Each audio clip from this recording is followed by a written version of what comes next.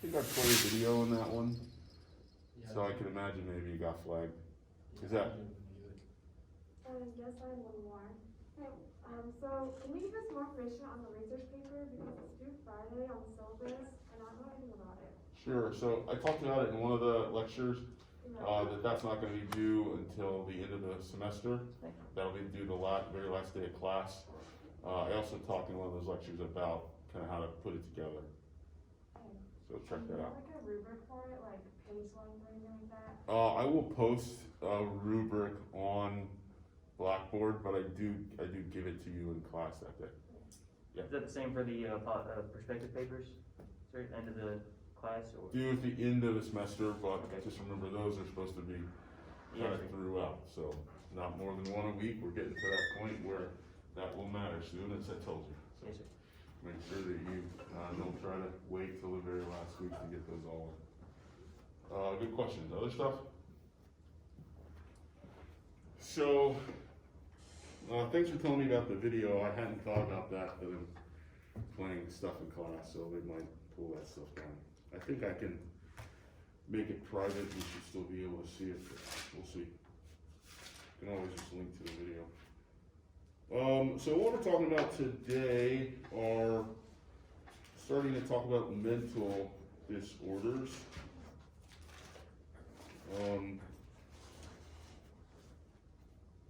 One good thing about this year is often we don't get here, or this will be like the very last day of class, and I'll answer a couple questions and just tell you to take my abnormal psych class if you want to learn more. But we've got a week and kind of another week maybe, if they tell us to come back, or if they don't, we don't know. So we'll have a little bit of time to kind of get into this.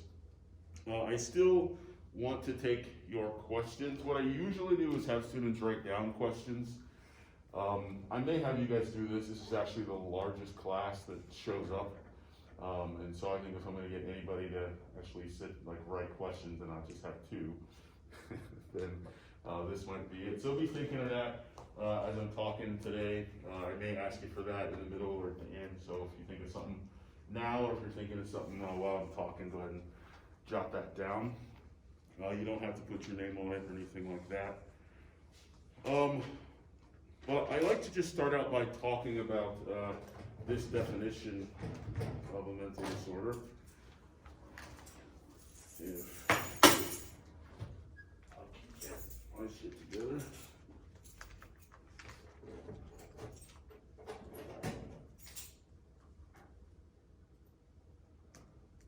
So I wish this definition was the whole thing, but I may be able to.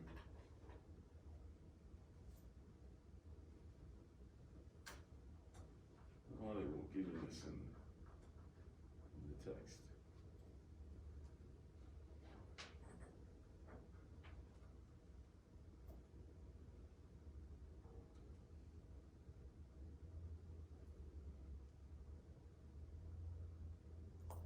It's weird, it's in the preview but not in the text. Alright, so let me just put this in a little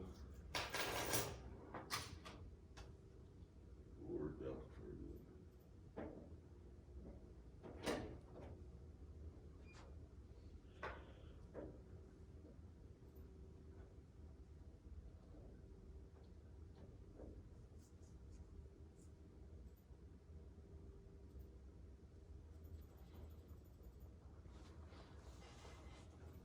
So when we think about a mental disorder, what are some folks' thoughts on what that looks like? I've already given you the definition, you're already writing it down. I should have asked you before I did that. But just in your mind, without looking at that, how would you begin to define to somebody else what a mental disorder is?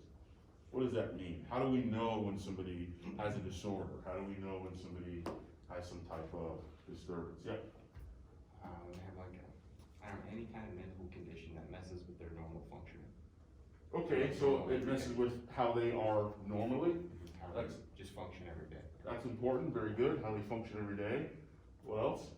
Yes, sir? When it messes with like the way they think and process information. Okay, when it messes with their head in terms of how they're thinking, how they're processing, their cognition, as we say, other stuff. Yes, ma'am? Maybe like how they perceive the world, like people that have like hallucinations and stuff.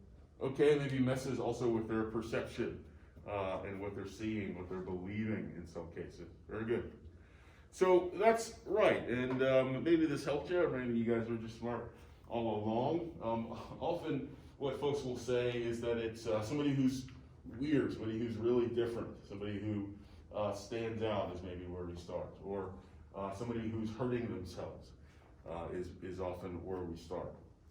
The strange thing and the complex thing about mental disorders is that unlike a physical disorder, this isn't something that in many cases I could just draw your blood or stick something in your nose, as it were, and figure out if you've got this pathogen, do you have this disorder? I can't just somehow go inside your brain, go inside your body, and find out if you've got this disorder. And because it really is a disorder of the mind, there isn't anything concrete that we can often pin down and say, this is this disorder, or this means this person has this disorder. And so we're really working with something that's a moving definition, and yet we do understand, of course, that mental disorders exist. So we have to sort of figure out, how do we draw this line? And if you saw my lecture last week on sexuality, right, you might understand that this is a bit of a social construct. The idea of where does a disorder begin and where does it end isn't something that is taxonomic, like do you have the pathogen or don't you? It is a little bit more, well, what are we willing to tolerate in terms of mental change or mental disability, these types of things. So, our definition is complex for this reason. A mental disorder is characterized by a clinically significant disturbance in an individual's cognition, emotion regulation,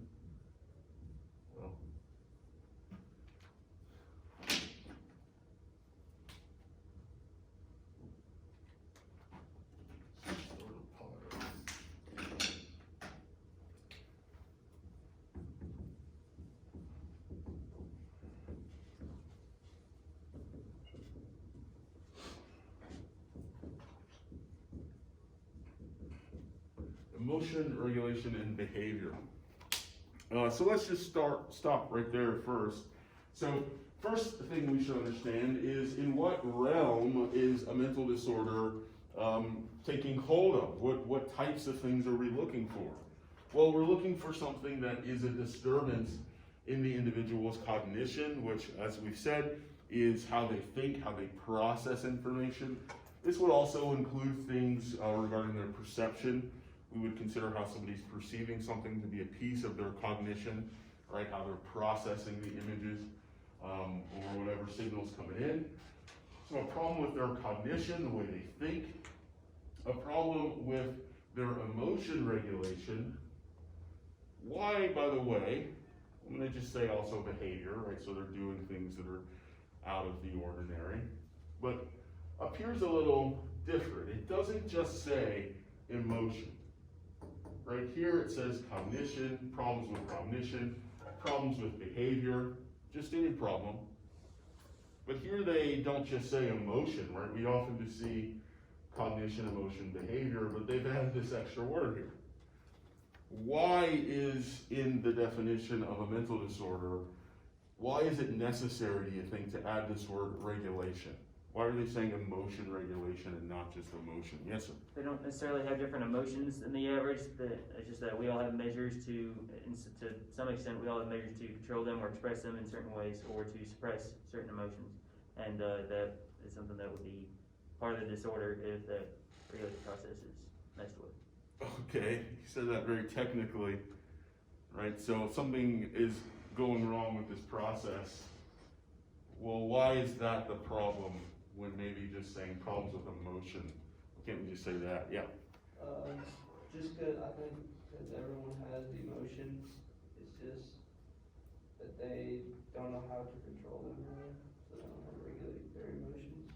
So who's they don't know how to control them? Well, a person with a mental disorder may have trouble controlling their emotions. That's exactly right. So when we're talking about emotion regulation, right, the DSM is a book of psychology, and of course we are trying to keep intact the fact that we are humans, and humans have emotions. So we can't just say somebody's got a disturbance in their emotions. That happens all the time, right? And in fact, it would be somewhat more problematic if you were a person who never experienced disturbances of your emotion, right? Your dog dies, somebody in your family you love dies, and you're like, I'm fine, and you mean it. Well, now come into my office, we gotta talk about that. Why aren't you upset that this person died in your life, right? But what can be a problem is that this person, and let's say it's not something as serious as a death, let's say, I don't know, let's say you were late for work one morning, right? And you get to work and you're so upset by the fact that you're late for work that you can't even do your job. You're so pissed off that everybody that comes in, you yell at them, or you're so worried that how this is gonna reflect on you to your boss or whatever, that you're just crying in your office all day and you can't get your job done, right? So it's not a problem that you have that emotion. It's not a problem that you're worried or that you're nervous or that you're angry. The problem is in the regulation of that, right? That you're so angry, that you're so nervous, that you can't think, behave, or act in ways that you normally would, right? You can't get your job done, you can't take care of your family, you can't have fun, whatever it is, okay? So this is an important piece because the DSM is trying, and this is what this is from, if I haven't said that, the DSM stands for the Diagnostic and Statistical, let's check my spelling, manual. DSM, we call it the Diagnostic and Statistical Manual because it's obviously helping us diagnose mental disorders, but it also gives us statistics about common rates, common symptoms, that type of thing. And it's mostly used by psychologists and psychiatrists, and it has the complete list, relatively complete list of all mental disorders. Okay, so cognition, emotion, regulation, and behavior. So this is something that if it's in this realm, it's something that we're going to consider a mental disorder. It's something that we're going to consider a mental health professional able to work with, able to treat.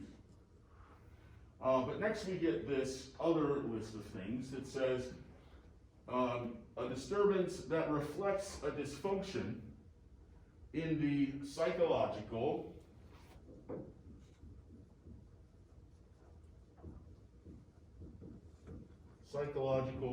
biological, or developmental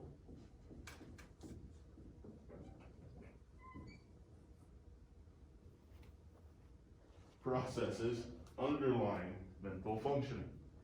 So what are we doing with this list? This list is like where things can go wrong. That would be a mental disorder. What is this list telling us? That reflects its function in the psychological, biological, or developmental processes underlying mental function. Sort of like the origination of the condition. So we're looking at the origination or the origin of these conditions. Is that what you're saying? Thanks. Right, very good.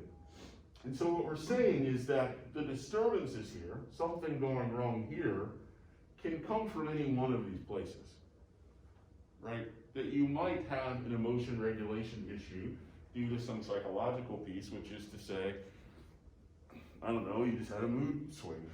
That's probably biological. I don't know, you're upset about the outcome of the latest Bachelor. I don't know. This is just a psychological piece. Nothing has happened to your body, you developed fine, and yet, you see something and it makes you feel the way you don't want to feel, and now you're having problems with regulating your emotions at work. Can't stop thinking about the fact that she ended up with him, and now you can't think straight because That's all you're doing is being upset, right? And so it can start from the psychological place. Of course, that's the easy one.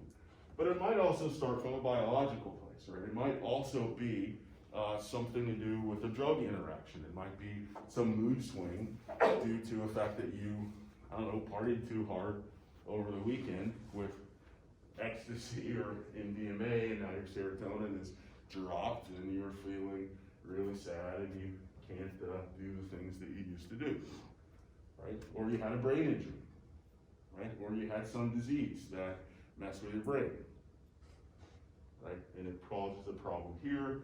Or a developmental issue. These will be things like autism, these will be things like ADHD, these will be things like learning disabilities, right? Maybe psychological too, a bit there, but when we say developmental, we usually mean things that kind of the person grows into, or kind of just has and then grows into. And so any three of those things can be a mental disorder or lead to a mental disorder if they affect one of these three things.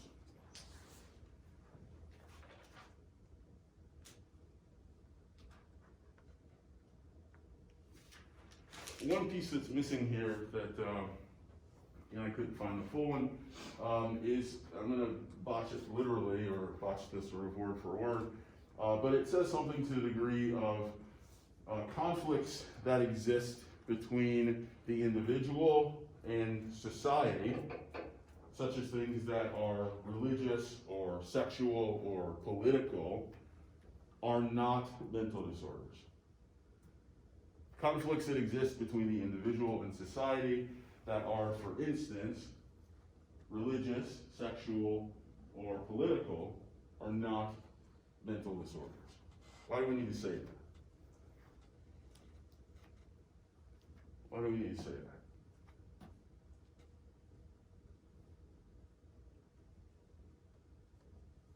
Yeah. I'm not really sure, but Appreciate it. maybe because mental disorders are internal, like it's kind of you against you type of issues.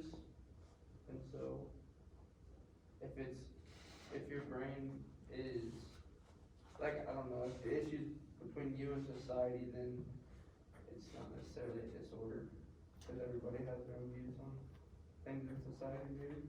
I actually like that, right? The difference between you against you, and then the phrasing and the definition, you versus society, right? And what they're trying to get at here is this idea that if you're doing something different, right? If you're abnormal in this way, if you're thinking in a way that could be perceived as abnormal or disturbed, or your emotions or your behaviors could be perceived as abnormal or disturbed, and yet, basically it's a choice that you're making, right?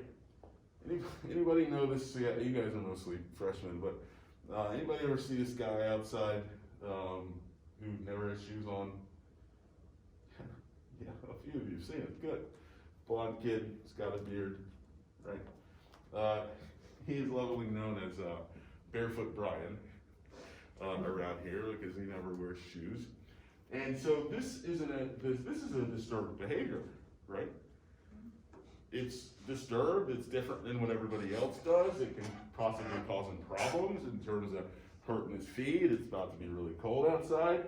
Usually he doesn't wear shoes even when there's snow out. Sometimes if it's a really bad day, you'll see him in shoes, but usually not, right? And so is that a problem? Well, it depends on what he says when you ask him why he's not wearing shoes, right? What's a thing that he could say that would indicate a mental disorder? Hey man, why aren't you wearing shoes? It's cold outside. What could he say back to me that would make me go, come to my office later? What are shoes? Well, that's a hard one. So he might say, what are shoes? Now, why doesn't he know what shoes are? I wasn't actually going anywhere with that.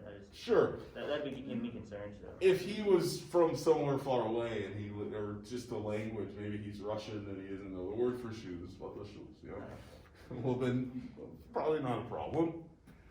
But if I know he's been here for a long time, and I know he knows what shoes are, and he's like, what are shoes? And I think maybe there's some amnesia there, right? He's forgotten what shoes are. Okay, maybe that's a reason that he's got a mental disorder. What else can you say that would look like a mental disorder?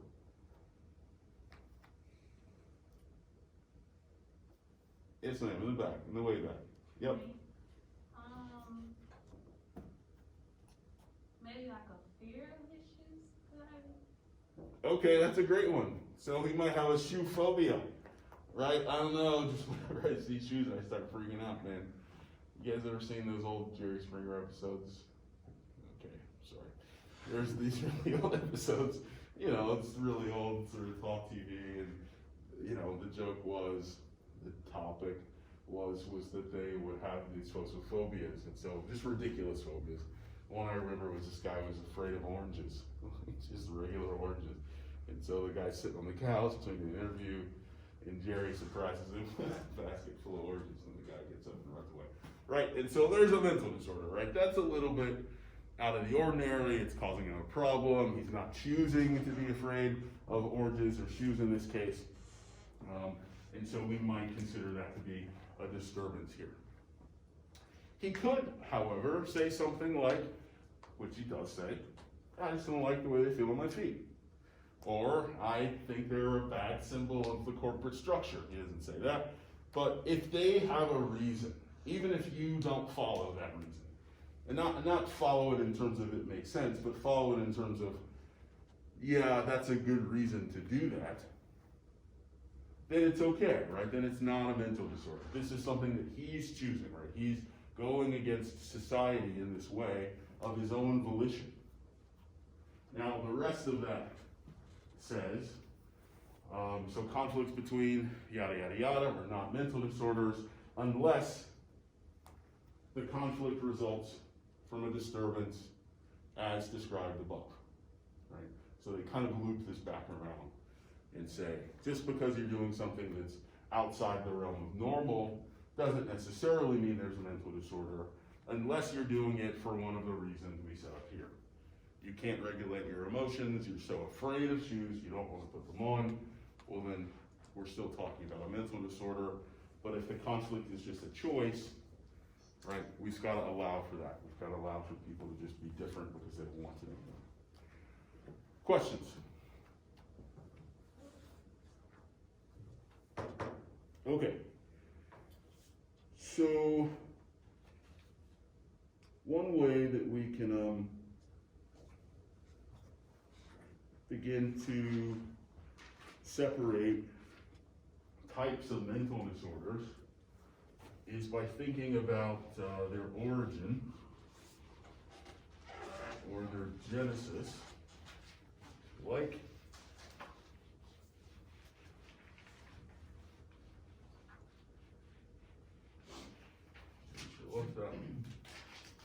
but we use two words to begin to talk about that. One of them is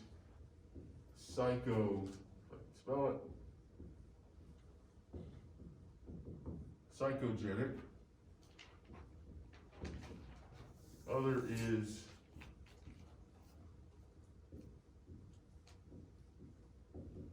somatogenic. Where are my Greek students? Go here, take Greek. Do they have Greek classes here? At all? Just for language? Latin? No? Well, maybe you took it in high school. Psycho, anybody? Refers to, should not be hard, week 30, week 10 of psychology class. The mind. There we go. Psycho refers to the mind, of course. And genic, gave you a clue as I was writing them. Genic refers to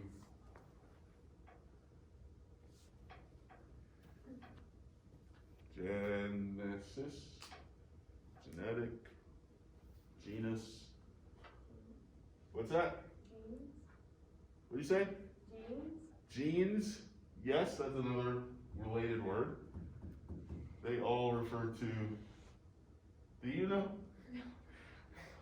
You're smiling like you know. Refers to the beginning. Come on. In the beginning. It's right there. First three words. So right, genes, genetic, all of those things means just more specifically origin, right? So what's the origin? At the beginning. And so here, this word means originating or beginning in the mind. Versus this word, which genic, same thing here. Just give you a couple seconds to surprise me. Somato, body. Thank you, very good. So here we have in the body. So of course this is going to mean beginning in the body. And so what we're trying to distinguish here is the difference between a disorder, a mental disorder, that originates in the mind versus a mental disorder that originates in the body.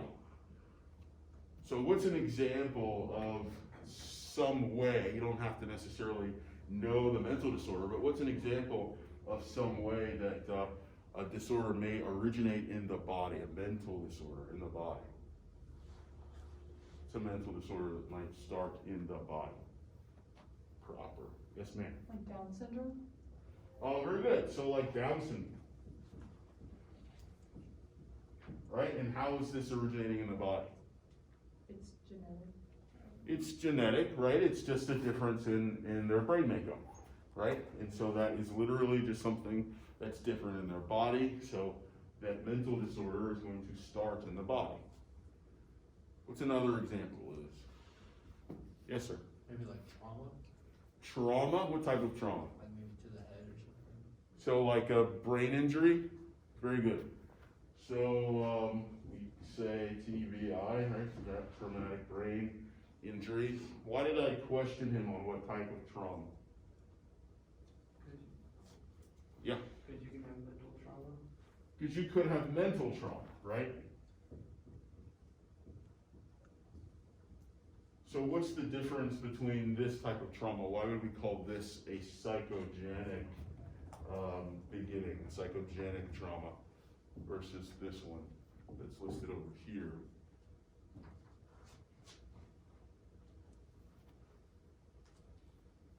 Yes, sir. Is the somatic genic one more like physical, I guess?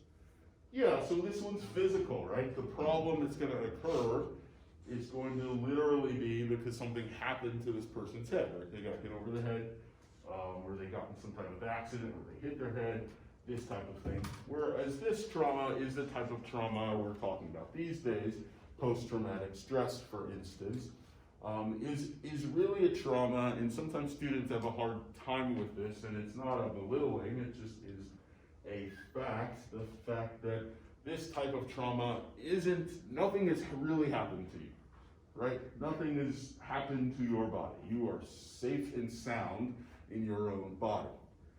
But the trauma results from your reaction to something that you see, maybe happened to somebody else. Maybe happened to you, but it didn't affect your mind directly, right? Maybe you lost a finger in the meat grinder and that was traumatic, but it didn't hurt your brain, and yet you are having nightmares about it. And yet you don't want to go back to work, right? These type of things. So the psychogenic beginnings are always things that are really reactionary, right? It's really about the person's reaction. This is helpful in a clinical capacity in some cases, because sometimes that reaction is overblown. We're not necessarily talking about that with regard to trauma, but somebody comes in and, they're just coming to college and they didn't get put in the dorm that they wanted, and they're really upset, and this has ruined their college career, and they're really anxious now because who's this new girl gonna be, and I don't even know her, and I'm having panic attacks before she shows up, the week before she shows up. We can kind of talk about this, right? We can sort of dial down the reaction that this person is having to that event, right? That's a little overblown. Trauma's overblown too, to be fair, right? That's the problem with it. Not that it doesn't serve a very good purpose, but the quote problem with it is that you have this overreaction that you later have to dial back. for the person. One of the things that we think about in psychology or in clinical psychology is something that we call a maladaptive trait.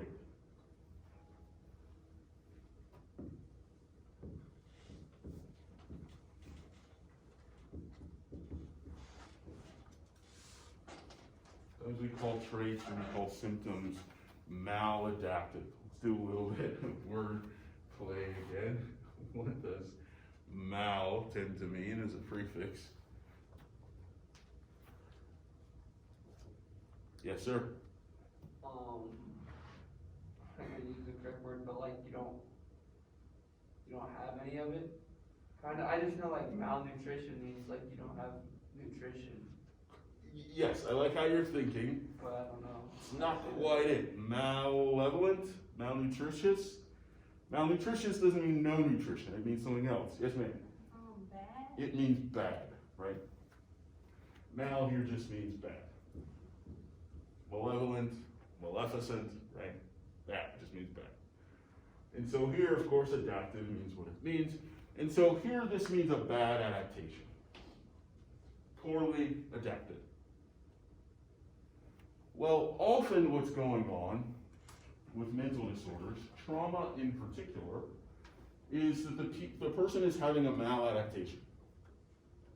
That is to say, they are adapting in a way that in that moment, in that situation, in that context, they're helping themselves, or at least trying to help themselves. The problem usually is that when they get out of that situation, or when they're no longer in that particular danger, or they no longer need that skill, that adaptation sticks around, and it is not well adapted to a general society or to the next society that they head into. You may think of an example of this, of maladaptation. Yes, sir. Dissociative disorders. Say again? Dissociative disorders. Say some more about what that is and how it works. He says dissociative disorders. Well, usually they encounter like stress and, I don't know, consciously, and then they just, to be able to handle it, they just kind of forget about it. They don't remember it.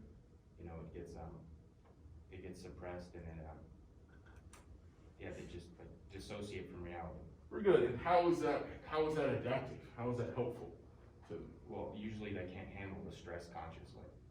Right, and so there's this way in which they're trying to shield themselves from the trauma of that, shield themselves from the experiencing of it, right? From remembering it or from dwelling on it or whatever it is. And so they dissociate. Dissociate really just means kind of come out of your body. When you daydream, you're dissociating. It's not a bad thing, we all do it. But when you do it when you don't want to be doing it, right? When you do it with regard to stuff that maybe you should be paying attention to, or maybe you should be remembering, right? Or you do it to so much of your life that you really start having these gaps in terms of your memory, right? Then it can be problematic, right? So you see this way in which it's helpful. You see this way in which it is serving a purpose, and yet it also has this negative effect. What's another example of a maladaptation folks can think of? It might be helpful to think really of any mental disorder and think of how that could be helpful to the person. Why would you do that? Why would they do that? What do you think? I guess you could say like addiction. Like a lot of times they use that to try to escape reality. Oh, very good. That's always the case. Most times when they come in and, they're treating themselves, right? They're trying to either numb some pain or pick up some energy or whatever it is, right? They want to feel different because different feels either good or feels helpful in some way. Guess what? Yes, sir. Maybe like Aspergers. Aspergers? Asperger's. Asperger's, yes. Go ahead, what about it? So that's like a disorder, I don't know exact stuff about it, but I knew somebody who had it one time, and I think they're just overly rude or mean about in certain situations when they shouldn't be, so I feel like they made that adaptation because they weren't being treated well or something, and then once they go out into like their next society, they're not treating people well that haven't treated them well, I guess. Very good. That's not something I would consider a mental disorder. I mean, Asperger's is, or autism spectrum is, and I thought you were going there with it, but you took it to a better place, which is to say that maybe these folks, and this is true of whether you got Asperger's or not, right? Maybe these folks are bullied at a certain young age, and then they get a little older and figure out that's happening, and so they just become kind of mean in order to shield themselves from people kind of coming after them, right? You can say something mean to me, and I'm gonna say something mean back, or I'm gonna say something mean first so that you don't think I'm an easy target, right? Good. And so we see maladaptation even in places where it's not necessarily a disorder, it's just maybe bad behavior. I mean, maybe we should make being bullying a mental disorder. But yeah, that's how that works. Here's a hard one, depression. How is depression maladaptive? It's the purpose it serves. If you were an evolutionary psychologist, you might ask, why do we have the capacity to get depressed? Why is that in our genome? Why is that a switch we can flip somehow? What's that there for? Anxiety, by the way, easy. Something scary, something's dangerous, right? We want to have some type of fear for that. We want to have some, even if it's just respect, right? Big paper coming up, big test coming up, a little bit of anxiety makes you work harder, makes you pay attention, makes it important to you. So anxiety is easy. What about depression? How the hell can we get depressed, and how is that maladaptive?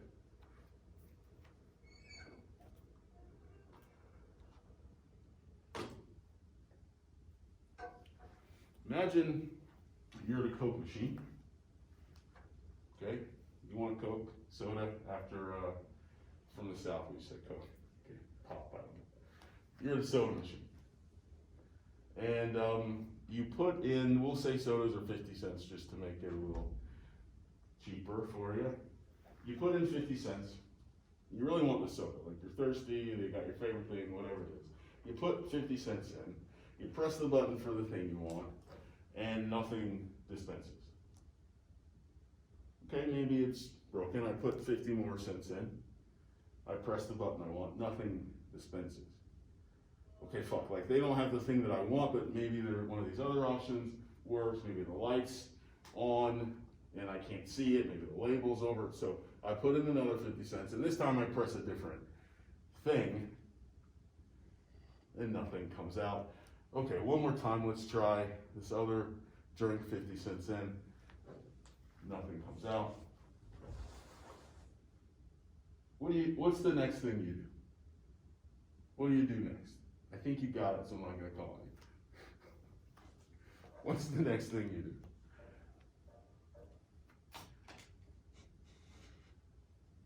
Yeah, what do you do next? Shake the machine. All right, you shake the machine. Doesn't work. Nothing comes out. Then what do you do? Yes, sir. I mean, hard to get mad at the machine, honestly. I don't even know. I'd shake it. Like, see if there's any way for me to at least get my money back from it. Okay, so you're shaking it, you're trying to get your money back, you're pressing the coin return. Give me my soda, give me my $2 back. Okay, give me your money back. Nothing happens. Money doesn't come back. Leave. You leave? You would have left already. Why would you leave? Not getting my money back, I'm not getting the soda. You're not getting your money back, you're not getting the soda. How do you feel? Probably pissed, probably pretty pissed. How else might you feel? If you were being a little more vulnerable. Disappointed, a little sad. I wanna go, right? Yes, sir. So like depression can be like, you become acclimated to disappointment. That's a one spin on it. I like that. I do think we have that mechanism, and there's some research to this, right? That the more sort of suffering or disappointment that you go through, the hardier you are psychologically, or the stronger you can be. To this regard, in England, I've heard, this was a while ago, maybe 5 years ago, that they were building playgrounds that were a little bit dangerous. Like, you wouldn't die, but you could fall and scrape your knee on purpose to get kids, to not be such wimps, right? That you'll be okay if you scrape your knee. You'll be okay, if you topple down the slide a little weird. Anyway, but yes, well, there's something else here. You gotta flip your mind over and think of it.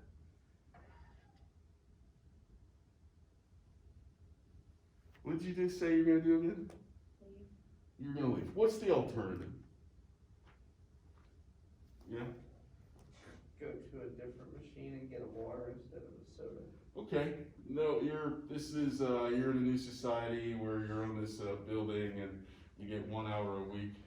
No, you get 4 minutes a week to go to this sewing machine. This is it. Otherwise, you get the brick of gruel and water, and that's it. So you're really excited to get to the sewing machine, and there's not others. What's the other alternative here? Well, it's to keep putting your resources in that machine. It's to spend time giving it money. It's to waste your time trying to get something to work that's not going to work. It's getting angry over something that's not going to work. So depression might be, and we have to flip it over a little bit, right? We sort of think of the sadness first when it comes to depression. But depression might be, some theorists say, a mechanism by which we let go. It does not feel good, right? But it works. Fuck it. I'm just not getting a Coke today. I'm pissed off. I'm upset. I'm just going back to my little room. All right, but it worked. I wasn't at that soda machine, dumping all my cash into it, thinking eventually it's going to give me something. Right? Instead, I got sad, but I was able to let it go. And so some folks think that maybe the maladaptiveness of depression is that it allows us, it is the mechanism by which we can let things go that we really did want. Right? That instead of just going after it, if it seems like there's no hope, if it seems like it's going away anyway, that the depression, all of it, the sadness, the walking away, the getting angry, right? That's a way for us to send it off. Does this make sense? So again, this is an important thing, I think, to understand about mental disorders, is just this idea that often, very often, and I really think almost all the time, unless it's something that the person's just born with, but almost all the time it really is something trying to work against something else, right? Remember, the ego wants to be good, wants to see itself good, and so it'll do all sorts of things to feel good, to see itself good, to think it's doing good things. And sometimes these show up as mental disorders. Sometimes these show up as forgetting. Sometimes these show up as being mean or being depressed or being anxious or dissociated. But all of them tend to serve some purpose for the individual. Right? They will tell you, I did it because this. Right? Questions about maladaptation, maladaptiveness?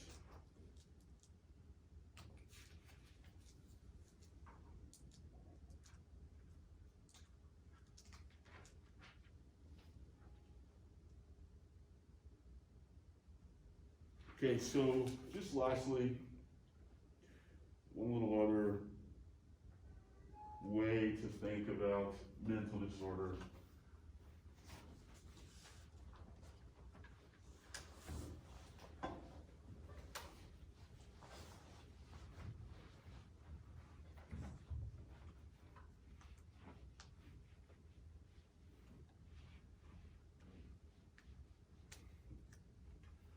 This is the difference between what we used to call a a neurosis versus what we used to call psychosis, today we would say that this is ego dystonic.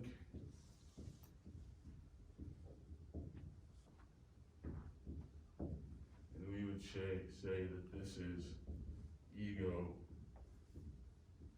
syntonic.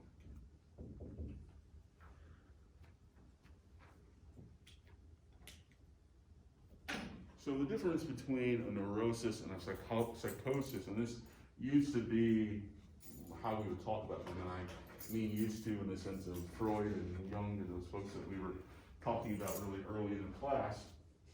But a neurosis was defined as a mental disorder that was light enough, that was disconnected enough that you could see it, that the individual could see it. That is to say that the individual could know that something was wrong about it, right? I feel depressed. I don't normally feel anxious. I usually remember my evening, whatever, right? There's this way in which the person is aware, in both of these, is aware that something has changed for me. I feel different than I normally do. This is not the person that I am, right? And they call that neurotic, right? Because you can sort of worry about that. You can sort of go, oh no, what's wrong with me? And this is also the same way of thinking of this term ego dystonic, which is what we would say today.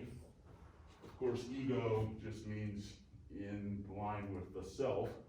And then dystonic here means that it's dystonic from the self. It feels separate from me. It feels dissonant from me.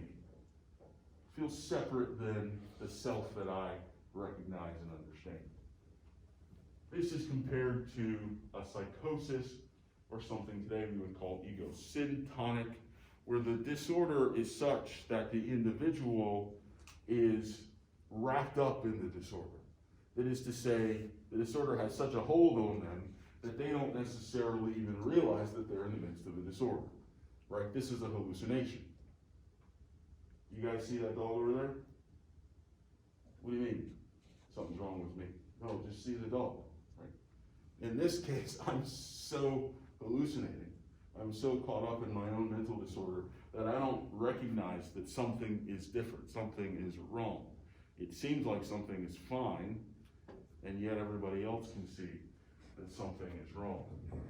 And so the idea that something that's ego-syntonic means that the person doesn't really feel different, doesn't really see the problem in and for themselves. Things like ADHD are going to be ego-syntonic. If I could remember to remember, then I wouldn't have a problem. If I could remember to sit still, then I wouldn't have a problem. But I just feel like moving. That's who I am. I like to move a lot. That's who I am. I like to talk a lot. That's who I am. I am just forgetful. Right? In those ways, it's just who the person is. They don't feel different than normal. They're always forgetful. They're always busybodies. But here, it just kind of fits in for who they are. Sometimes you can put stuff over here that normally would be over here. So you could be depressed in a syntonic way. Men are often depressed this way. They just feel angry. I'm fine. Nothing's wrong. Right?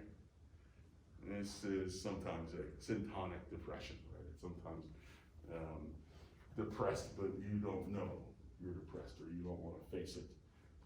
Whereas other times, and men can be both ways, whereas other times I am really sad. Yeah. What would be an example of something that's ego dystonic? Anxiety, Anxiety. right?